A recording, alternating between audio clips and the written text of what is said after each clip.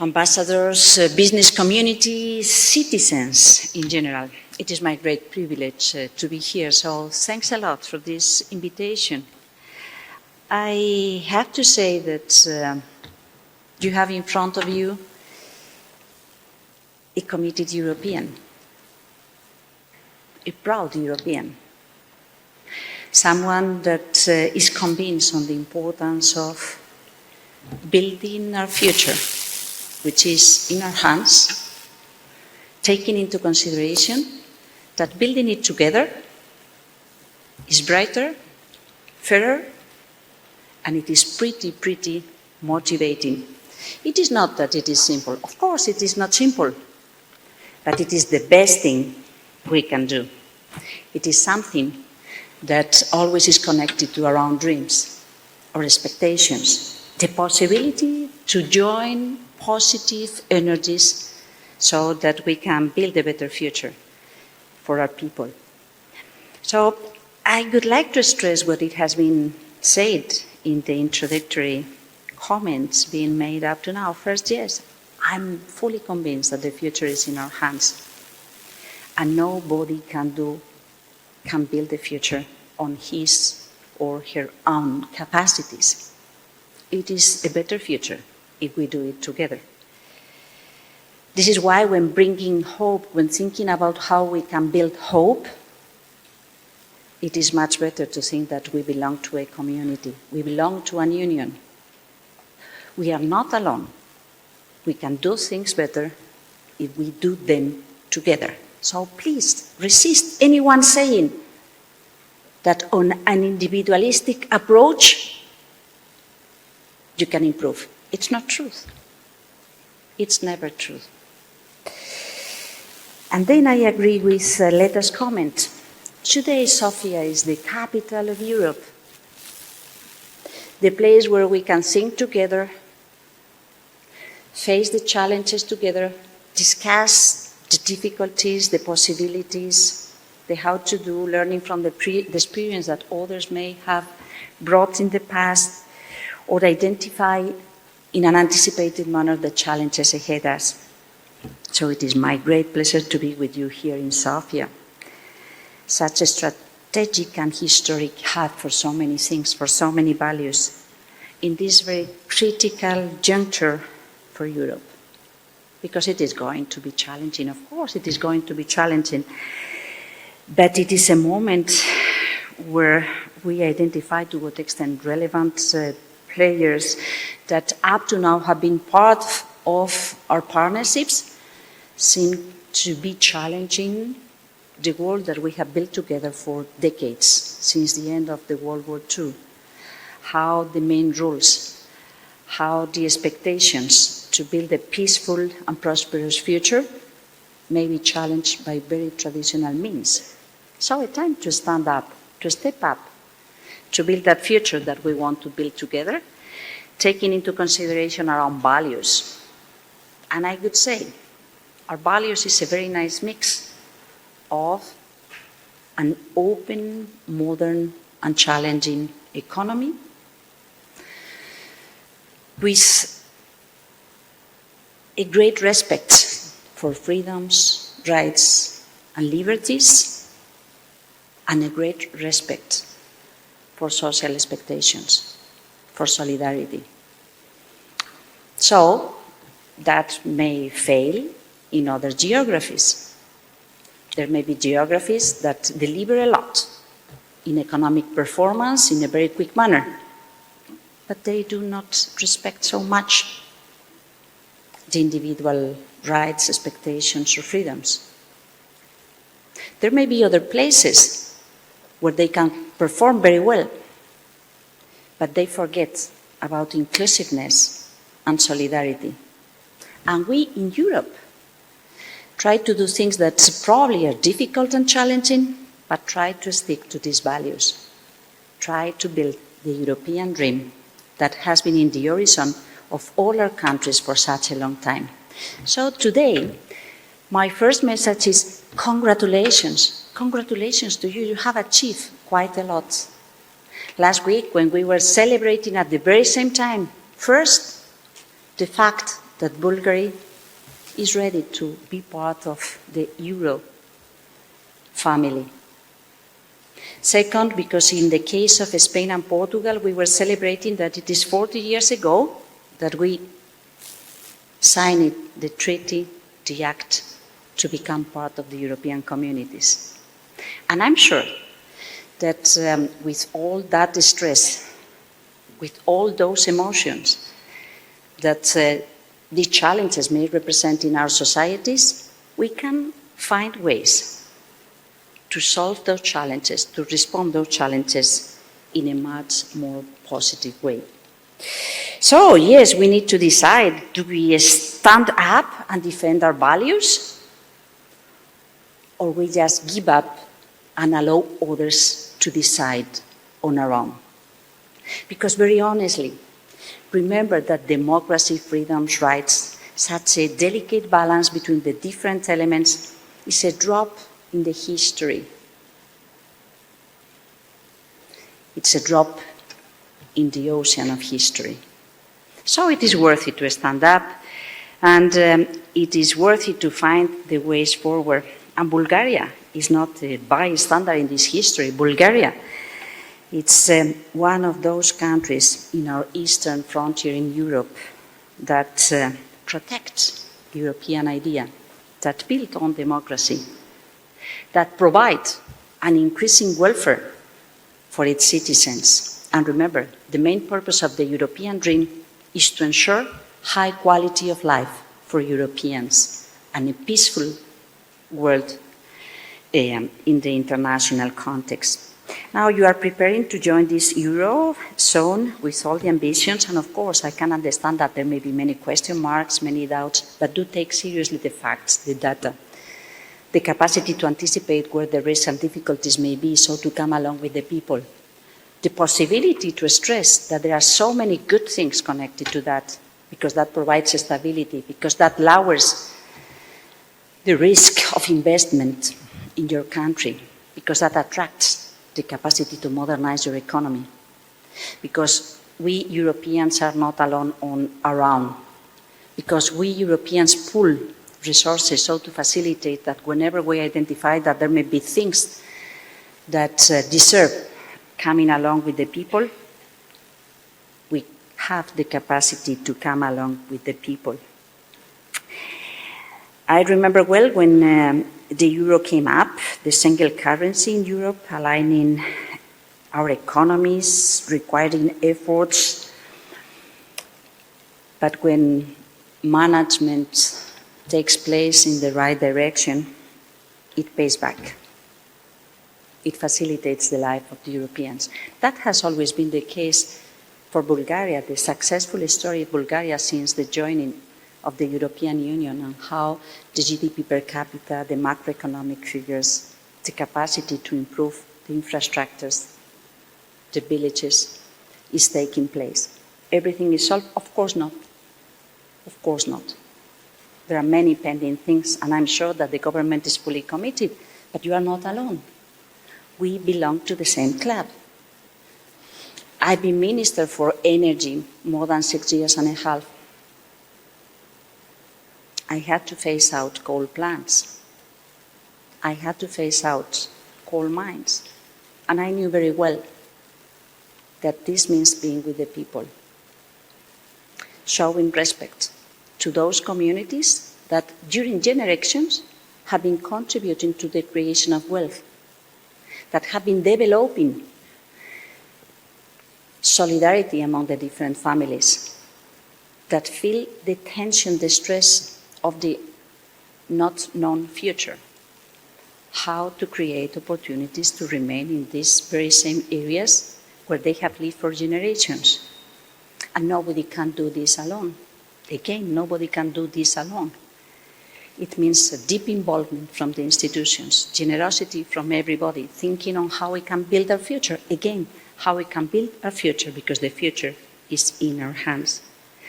And there may be people that think, yes, green is ideologist. I think that green may be an idea, an ideal, but it is also wisdom. We are more and more. We want to bet on a high quality of life for all, but the resources seem to be more or less the same. So it doesn't make sense to say that we need to choose between prosperity or the planet, between ambition or solidarity. In fact, we can only choose prosperity and ambition if we are realistic and smart when assessing what are the resources that we can count on so to build that prosperity. Otherwise, prosperity does not last. Otherwise, inclusiveness cannot take place. This is why I think that we deserve a serious conversation. And it is very legitimate and very normal that we have lots of question marks, lots of doubts.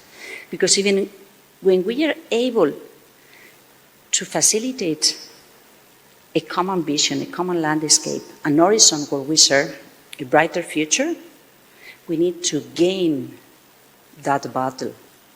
We need to build the avenues that take into consideration the very short term, the impact in the first steps. It may be not a linear change, but we need to set the pillars to make it possible to accelerate this transformation in a positive way without forgetting that there may be many people, many business communities, many local realities that deserve our attention. So if we do not embrace the social dimension of this enormous change, it is very difficult that it succeeds. But the good thing is that we Europeans know that these things go hand in hand.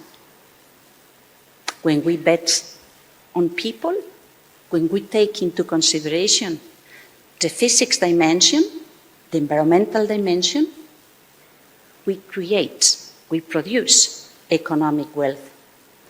And let's be very honest, that is also part of a large understanding of what security means.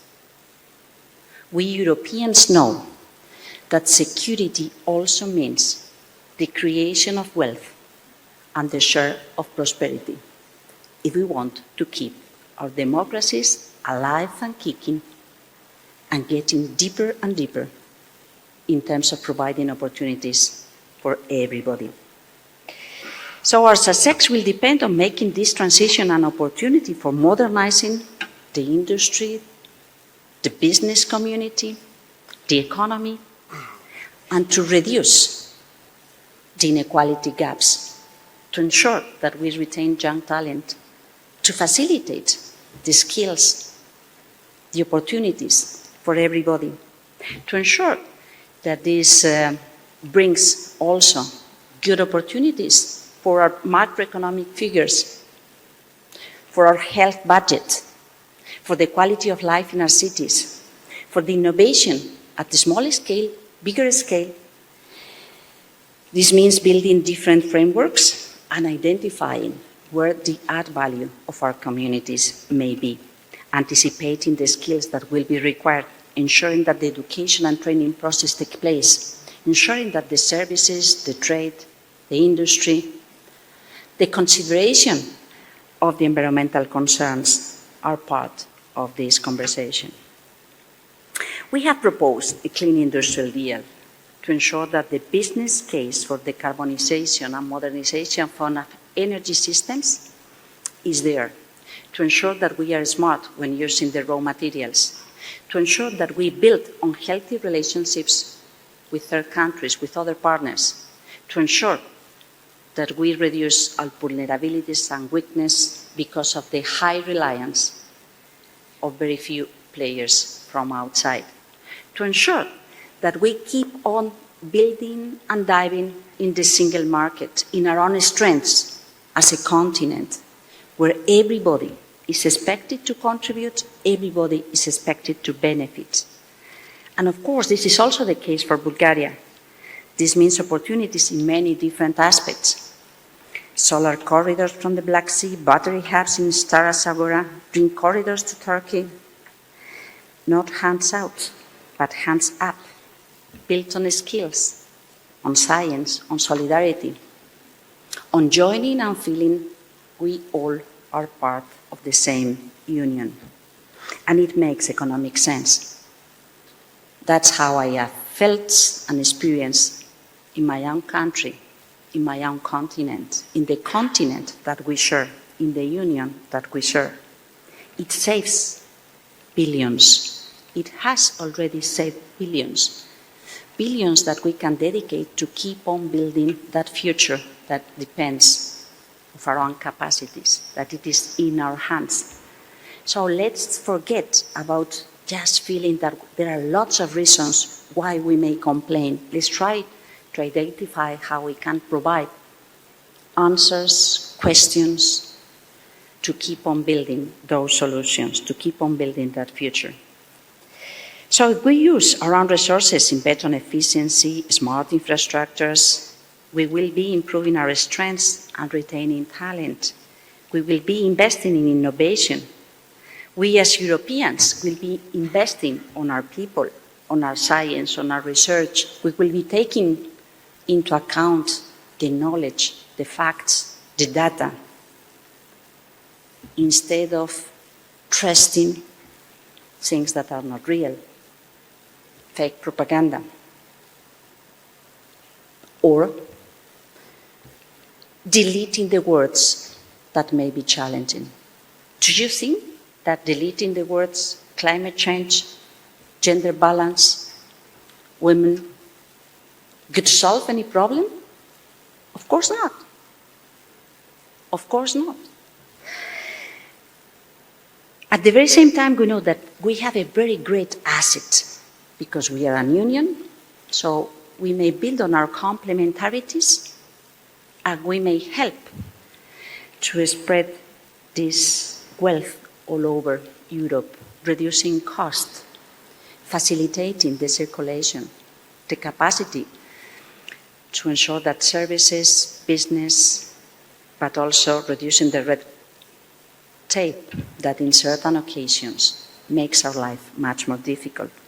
So deepening in our common single market will save money for all Europeans.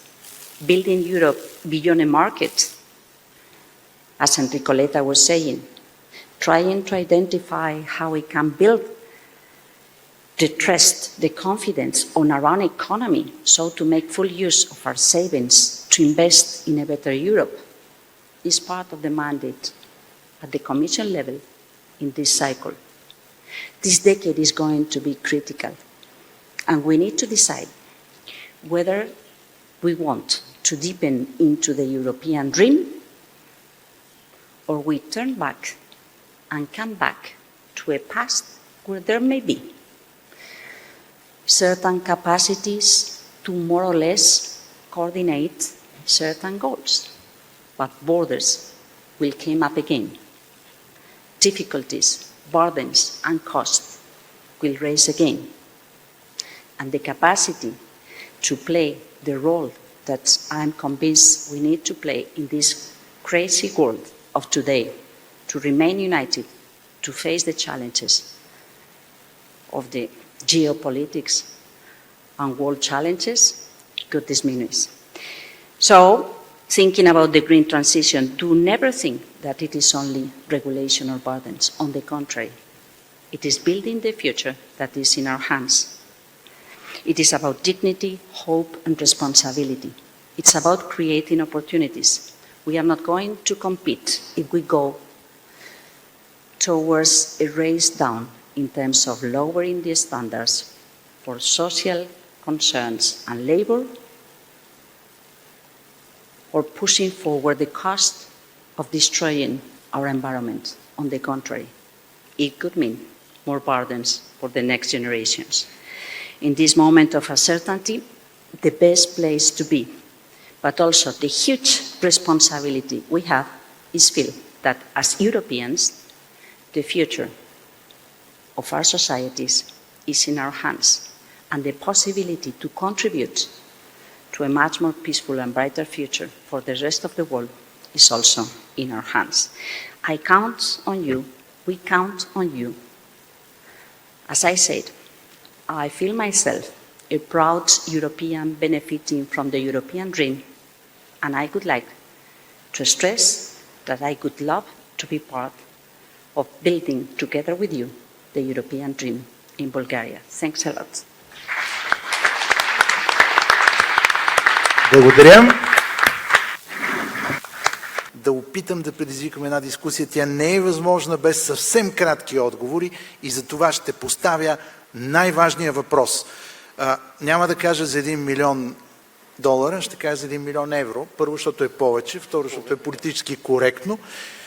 Но въпросът е, можем ли да бъдем едновременно чисти и успешни, едновременно зелени от към климат и конкурентно способни като икономика, или това е нашата си европейска утопия, в която се самозалъгваме упорито.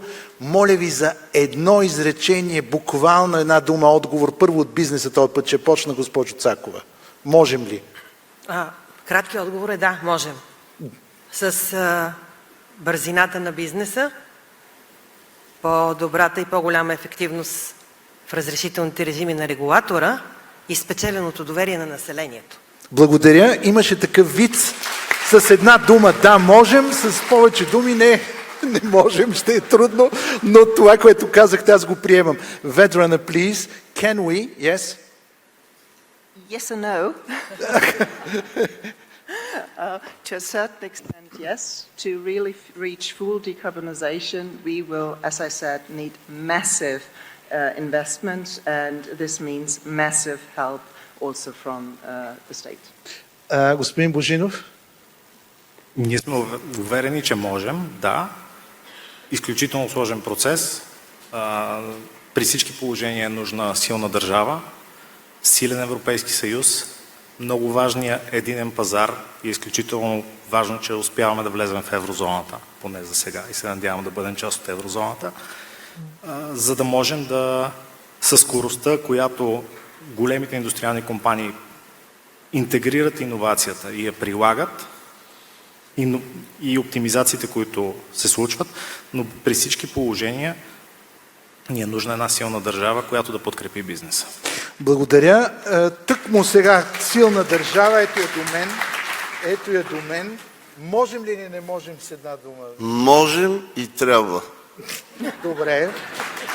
Приемам този отговор. Can we do it, Mr. Nika? You have to play the pessimist now because it's too much. The panel has turned too optimistic, I guess. Well, you sure that you want to hear that? So, my honest answer is, we can do it if you have money to do it. So, without money is just a dream. That's why we have to have the European Commission, we have to have the European Investment Bank, we have to have as much as possible the national governments, because without money, we cannot increase the competitivity and we cannot finance these projects. The CCS, that's the most expensive project ever. Without money provided by somebody, it will be no projects. And the same is true for all sectors. For steel, the same is true for aluminum, the same is true for chemicals, for everybody. Everybody can do it with money. Let's try. Without money? Thank you. Nice try. But... Madame Ribera, from everything you have heard, there were questions, there were demands. From everything you have heard, can we do it or not?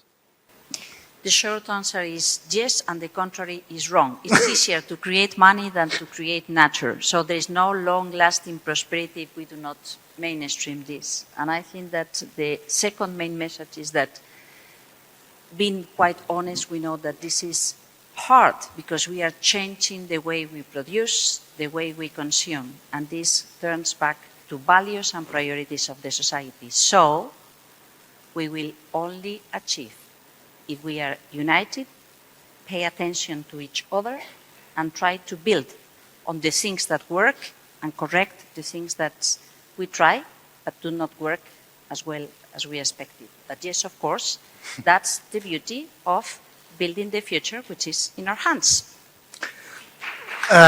Thank you. Господин министър-председател. Понеже стана въпрос за производство на суровини и за инвестиционни намерения, ние с господин премиера и това правителство провеждаме политика да не пречим, да помагаме на бизнеса при ускоряване на неговите инвестиционни намерения. Провеждаме такава политика в Министерството, независимо от дефицита на експертиза, на кадри и така нататък. Това не искам да го коментирам, но понеже стана въпрос за суровини, нека да видим и мястото на кръговата икономика в цяла Европа и в България и нейното място като един източник на суровини, вече минали своя първичен характер, превърнали се като вторичен източник на бъдещи нови производства. И наистина инвестициите в рециклиране, както в България, понеже те са много малко ограничени, но и в Европа, създаването на такива е изключително важно за преодоляване и намаляване на зависимости по доставките на определен вид критични суровини, които са изключително нужни за иновациите и иновационните производства. Така че трябва и амбицията на България в тази посока да бъде по-голяма. Благодаря ви. Мадам Рибера, did this discussion help you in some way, and is your optimism still unbroken? Thank you so much for the question. I was going to speak about compromise, but yes, of course, it is a very important discussion, because I think that what we have done, and allow me to use Professor Asegolu's thoughts, is identifying what future we want to build. But in order to build that future, that landscape, each one has to take her role. And taking a role is more effective when we pay attention to the concerns of the others, so that we can reach common ground on how to build the avenues, the pathways, the sense of direction that brings us into the future. So yes, we need regulation to build the adequate context to facilitate things. Yes, we need a better understanding on how the innovation, the industrial capacities, the possibility to be pretty demanding on the industrial evolvements can take place. And in order to do so, let's not forget the people backing the trajectories, because they experience the benefits and they count on their own expectations for a better future. So I think that it has been quite a great conversation among all the panelists, and I'm willing to get also the feedback from the people in the room. You will get it. Thank you.